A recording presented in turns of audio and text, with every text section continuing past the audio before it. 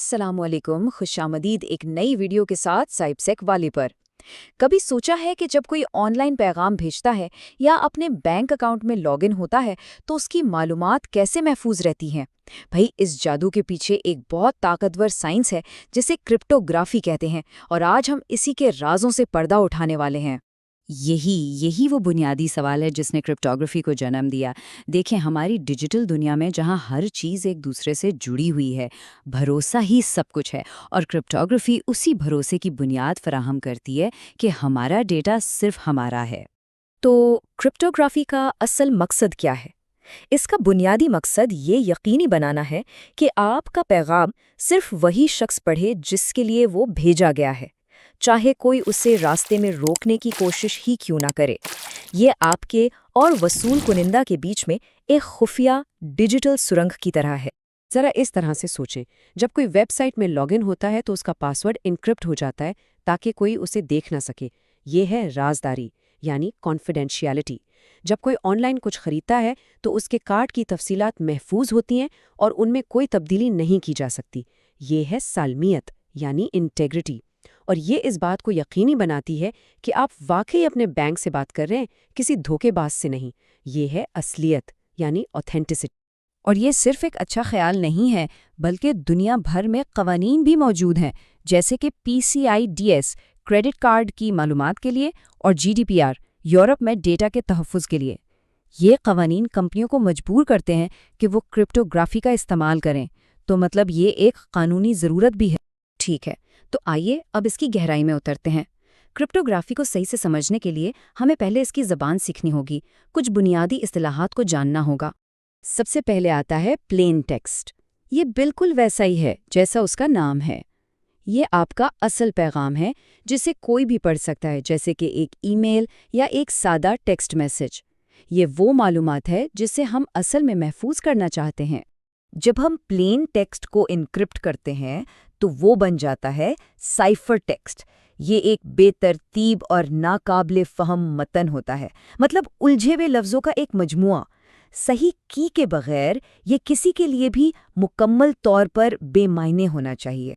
और ये तब्दीली जिस तरीके से की जाती है, इस तरीके को साइफर कहते हैं। ये वो एल्गोरिदम या उसूलों का सेट है जो प्लेन टेक्स्ट को साइफर टेक्स्ट में और फिर वापस प्लेन टेक्स्ट में बदलता है। दिलचस्प बात यह है कि साइफर खुद अक्सर खुफिया नहीं होता, असल जादू तो किसी और चीज़ में है।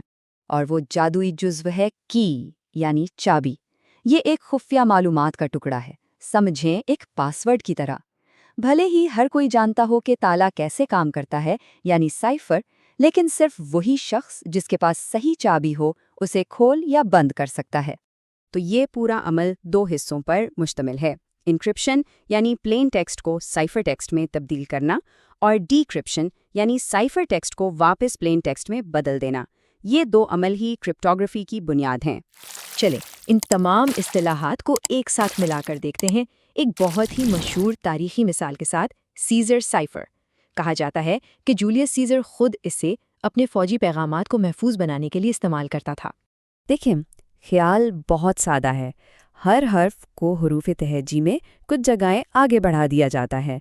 मिसाल के तौर पर, अगर हमारी की 3 है तो A बन जाएगा D, B बन जाएगा E। इसी तरह ट्राई हैक मी बन जाता है WBKDFNPH। और अगर इसे डिक्रिप्ट करना हो तो बस हरूफ को 3 जगहें पीछे ले जाएंगे। लेकिन क्या सीज़र साइफर आज महफूज है? जवाब है बिल्कुल नहीं। चूंकि अंग्रेजी हुरूफ तहजी में सिर्फ 26 हुरूफ हैं, इसलिए सिर्फ 25 मुमकिन शिफ्ट या कीज़ हो सकती हैं। आज के कंप्यूटर्स तो 1 सेकंड से भी कम वक्त में इन तमाम 25 इम्कानात को आजमाकर इसे तोड़ सकते हैं। इससे ये जाहिर होता है कि भाई, जदीद क्रिप्टोग्राफी को इससे कहीं ज़्यादा पेचीदा और मजबूत होने की ज़रूरत है। तो जदीद क्रिप्टोग्राफी कैसे काम करती है? ये बुनियादी तौर पर 2 बड़ी अक़साम में आती है, सिमेट्रिक और एसिमेट्रिक इनक्रिप्शन, और इन दोनों के दरमियान फ़र्क को समझना बहुत ज़रूरी है। ये स्लाइड दोनों के फ़र्क को बेहतरीन तरीके से बताती है। सिमेट्रिक इनक्रिप्शन को ऐसे समझें जैसे एक तिजोरी के लिए एक ही चाबी हो, जो भेजने वाले और वसूल करने वाले दोनों के पास होनी चाहिए। जबकि एसिमेट्रिक ایسا ہے جیسے ایک عوامی تالا ہو جسے کوئی بھی ڈبہ لاک کرنے کے لیے استعمال کر سکتا ہے، لیکن اسے کھولنے کے لیے جو منفرد پرائیویٹ چابی ہے وہ صرف اور صرف وصول کنندہ کے پاس ہوتی ہے۔ سیمیٹرک سائفرز کی کچھ مثالیں دیکھیں۔ DES اور 3DES پرانے ہو چکے ہیں اور اب غیر محفوظ سمجھے جاتے ہیں۔ آج کا جو عالمی معیار ہے، جو کنگ ہے، وہ ہے AES یعنی ایڈوانسڈ انکرپشن اسٹینڈرڈ۔ دنیا بھر کی حکومتیں اور کمپنیاں حساس معلومات کو محفوظ بنانے کے لیے اسی پر بھروسہ کرتی ہیں۔ دوسری طرف ہے اسیمیٹرک سائفرز جیسے RSA اور ECC۔ یہ سیمیٹرک سائفر سے تھوڑے سست ہوتے ہیں، اس لیے انہیں اکثر بڑے ڈیٹا کو براہ راست انکرپٹ کرنے کے لیے استعمال نہیں کیا جاتا۔ اس کے بجائے ان کا ایک بہت ہی ہوشیار استعمال ہے۔ یہ سیمیٹرک انکرپشن کے لیے درکار خفیہ کی کو ایک شخص سے دوسرے تک محفوظ طریقے سے پہنچانے کے لیے استعمال ہوتے ہیں۔ تو یہ سب کیوں اہمیت رکھتا ہے؟ اس لیے کیونکہ یہ تمام سسٹم ہر جگہ ہر وقت خاموشی سے ہماری حفاظت کر رہے ہیں۔ جب بھی کوئی اپنے براؤزر میں وہ چھوٹا سا تالا یعنی HTTPS دیکھتا ہے، یا جب SSH کے ذریعے کسی سرور سے جڑتا ہے، یا یہاں تک کہ جب واٹس ایپ جیسی ایپس پر اینڈ ٹو اینڈ انکرپشن کا پیغام پڑتا ہے، تو وہ اصل میں کرپٹوگرافی کو عملی طور پر دیکھ رہا ہوتا ہے۔ یہ خاموشی سے پس پردہ کام کر رہی ہوتی ہے تاکہ ہماری ڈیجیٹل زندگی محفوظ رہے۔ لیکن ٹیکنالوجی تو کبھی رکتی نہیں ہے نا؟ جیسے جیسے کوانٹم کمپیوٹنگ جیسی نئی ٹیکنالوجی سامنے آ رہی ہیں جو موجودہ انکرپشن کو توڑنے کی صلاحیت رکھتی ہیں، کرپٹوگرافرز کے لیے اگلا بڑا چیلنج یہ ہے کہ وہ ایسے نئے طریقے تیار کریں جو ہمارے مستقبل کے رازوں کو بھی محفوظ رکھ سکیں۔ یہ ایک مسلسل جنگ ہے جو ہماری ڈیجیٹل دنیا کو آنے والی نسلوں کے لیے محفوظ رکھے گی۔ اگر آپ کو یہ ویڈیو پسند آئی تو لائک، کامنٹ، سبسکرائب لازمی کریے گا۔ اللہ حافظ۔